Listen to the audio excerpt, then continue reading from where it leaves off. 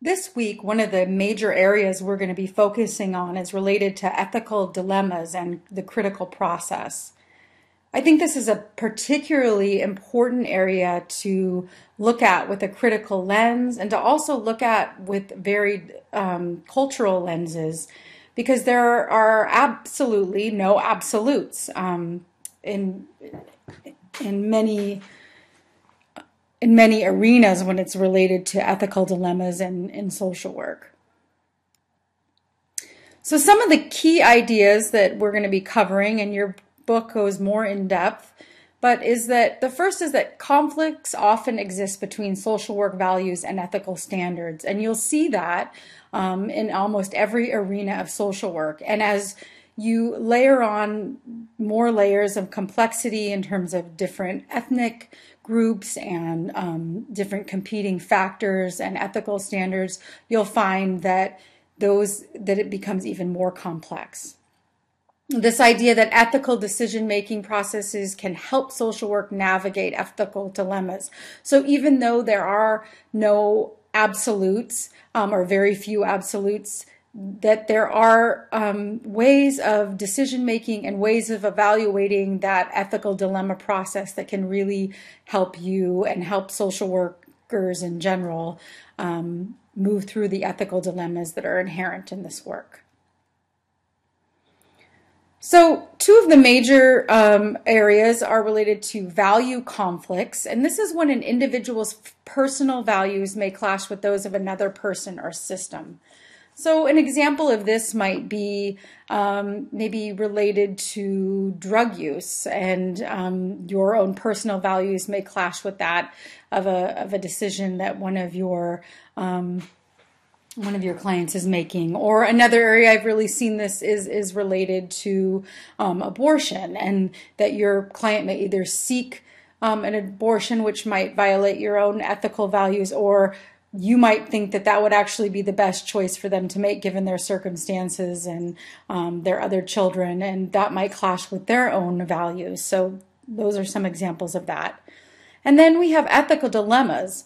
And a person holds two or more values that compete with each other. That's kind of what you have an ethical dilemma of. And I can think of, the child welfare arena as one that's very rich with ethical dilemmas. So you may hold the value that children should remain with their family of origin pretty much no matter what, and that separating them from that would have devastating effects. But you also value that of child safety and don't want children to be abused. And so it's kind of weighing those two competing values when you're trying to come up with the most ethical decision.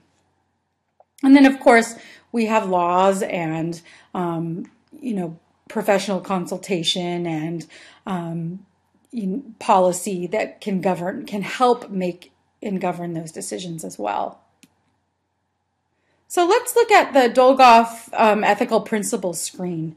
So when we look at that, and it's a tool to be used when evaluating ethical dilemmas, is that the first one is protection of life. That's pretty basic, and that this principle refers to guarding against death, starvation, violence, neglect, and any other event or phenomenon that endangers a person's life. So, that principle number one kind of trumps them all. You can look at this in kind of a way of triage of ethical dilemmas. When you're triaging an ethical dilemma, when you're weighing them out, you can kind of use this as a guide. The next is equity and inequality. So this principle reflects a commitment to equal and fair access to services and basic treatment. The next is freedom and autonomy, and that principle affirms the notion of self-determination and supports people's right to make free choices regarding their lives. The fourth principle is least harm, and that principle supports the idea of protecting people from harm when harm seems likely in any event. It asserts that people have the right to experience the least possible. The principle 5 is quality of life, and this principle confirms that people, families, and communities all have a right to define and pursue the quality of life that they desire. Number 6 is privacy and confidentiality. And that principle supports the right of people to be protected from having their personal information made public, maintaining confidentiality, which means that the social worker must not share client circumstances, struggles, or decisions without the client and their permission, and that information revealing any sort of identifying characteristics, which could be a name or a physical description or demographics, must also be kept confidential. And then the last one is related to truthfulness and full disclosure. And that principle directs social workers to tell clients the full truth of any information pertaining to them and to explain whatever is needed to ensure understanding. And I think that one's really worth mentioning because there are many times in social work where I think one of our ethical dilemmas around that truthfulness and full disclosure is that, by nature, most social workers don't want to cause harm and don't want to cause pain for people. And that sometimes that truthfulness or the full disclosure around what really is at stake, again, I'm really drawing from the child welfare arena, can be challenging to share with people. And that even there can be fears around, not wanting to upset people or anger them. But in the end, really, people have a right to full disclosure and to know the truth of their situation. Let's look at another tool for looking at ethical decision making. This is Reamer's steps. And the first would be to identify the conflicting ethical values and duties. Then to identify those that are likely to be affected by the decision, to identify a possible course of action and their respective risks and benefits, to examine reasons in favor of and opposed to each action, to consult with colleagues and experts, to document your decision, and to monitor and evaluate your decision. So this is a tool not only for ethical decision making, but it's also a structure for moving through it and protecting yourself. I can't stress enough the value of the third to last one, consult with colleagues and experts. That really is a key area that can be very, very helpful when you're dealing with issues related to ethical decision making, and when decisions can be made that have ethical dilemma involved, when they can be made collaboratively with other colleagues or other people that have more experience or have experience in that area, it can be very helpful in terms of that process. And then, of course, whenever possible, also including the people that you're serving and the clients that you're serving.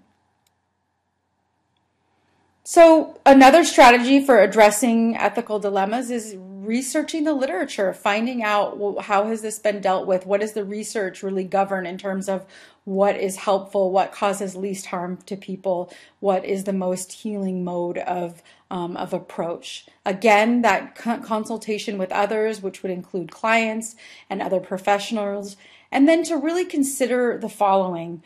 Consider, what's the worst case scenario in this ethical dilemma? And that can really help to govern some of your decisions, especially if you use it in collaboration with the other process that we talked about in terms of the principle number 1 being the protection of life and so on and so forth. Again, implementing those principles of least harm, justice, fairness, clinical and ethical implications, looking really at the process and how that impacts, and then what are the barriers to really acting in either direction of whatever that ethical dilemma is. So let's look at 3 common ethical dilemmas, and then here again is where it's really important to take into consideration any cultural differences that might be. I think this is particularly true when you look at dual relationships and what is considered in kind of mainstream Western ways of being a social worker. And even I would go so far as to say what the NASW Code of Ethics says around dual relationships is very different from that of what might be considered appropriate or inappropriate in, let's say, a tribal community, or in a rural community versus an urban community is also very different. And hopefully we can maybe spend some time in our forums this week talking about that and some of the ethical dilemmas that are inherent in dual relationships. So again, and then looking at the responsibility to the larger society and client well-being. The book does a good job of really giving that example of somebody who is a survivor of rape, and in terms of that dilemma around their own right to autonomy and self-determination in terms of whether or not they want to pursue in the legal avenue. And then when you contrast that with, wow, but if they don't do that, if they aren't encouraged to pursue legal prosecution, how does that impact the larger society as a whole? And then the last is related to paternalism and client self-determination. I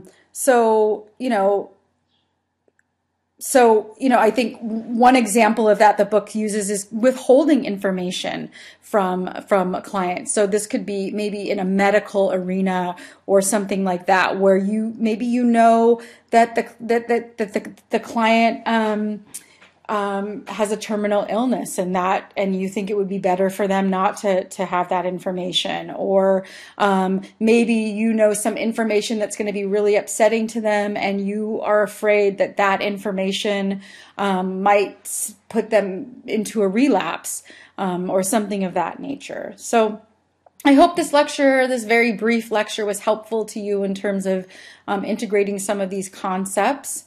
As always, please feel free to contact me if you have any questions or concerns, either in the forums or personally through email, phone call, or text. I hope you all have a great week.